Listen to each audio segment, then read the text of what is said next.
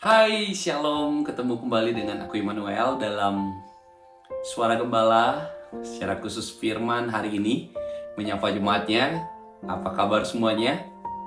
Saya berdoa semua dalam keadaan baik, semua tetap ada dalam berkat dan pimpinan Tuhan. Percaya kalau kita masih ada hari ini, artinya ada sesuatu yang baik yang Tuhan akan perlihatkan kepada kita.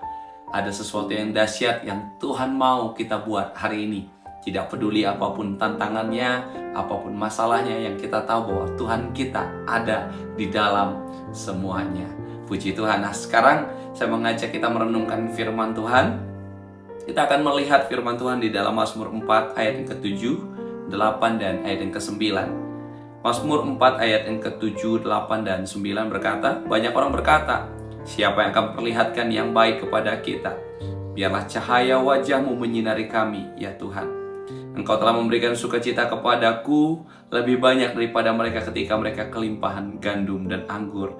Dengan tentram aku mau membaringkan diri lalu segera tidur, sebab hanya Engkaulah ya Tuhan yang membiarkan aku diam dengan aman.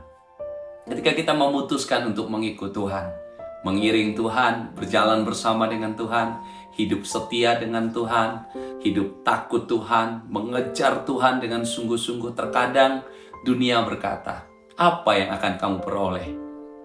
Saya tidak melihat apapun dalam dirimu yang berbeda. Saya tidak melihat apa-apa. Seperti tampaknya sia-sia apa yang kau buat hari ini. Tidak ada ujungnya. Toh hidupmu juga enggak naik-naik. Toh masih sama seperti yang dulu. Bukankah demikian yang sering dunia katakan sama kita? Apalagi ketika kita mulai belajar setia. Jangan. Enggak ada gunanya juga. Sama aja kok percaya Tuhan atau tidak percaya Tuhan. Sama aja kok ikut Tuhan atau tidak ikut Tuhan. Tapi saya mau bilang hari ini, orang yang percaya Tuhan, orang yang ikut Tuhan, ada hal yang berbeda yang akan ada dalam hidupnya. Makanya pemazmur sendiri berkata, ada orang yang justru bilang sama dia, siapa yang akan memperlihatkan yang baik kepada kita? Ketika pemazmur memilih untuk hidup takut Tuhan, ternyata menarik. Saudaraku, siapapun yang takut Tuhan, siapapun yang dekat dengan Tuhan, ada beberapa hal yang Tuhan akan beri. Yang pertama, orang yang hidup takut Tuhan, orang yang hidup mengasihi Tuhan, yang pertama yang akan terjadi adalah, pemazmur bilang begini, Engkau memberikan sukacita kepadaku lebih banyak daripada mereka ketika mereka kelimpahan gandum dan anggur. Orang ketika lagi musim panen, lagi dalam musim kelimpahan, itu sukacitanya itu luar biasa sekali. Tetapi menarik, firman Tuhan justru bilang, sukacita yang Tuhan beri lebih daripada orang yang sedang kelimpahan, orang yang lagi panen. Artinya apa? Ketika kita memilih ikut Tuhan, ada sesuatu yang dahsyat yang justru orang tidak temukan. Nah, saya percaya ini yang ada pada kita hari ini. Amin. Kalau bicara masalah, siapa yang gak punya masalah? Kalau bicara tentang kesulitan, siapa yang gak punya kesulitan? Tetapi kalau kita mampu hari ini, saya percaya itu karena Tuhan. Kalau kita masih bisa senyum hari ini, itu karena Tuhan baik. Amin.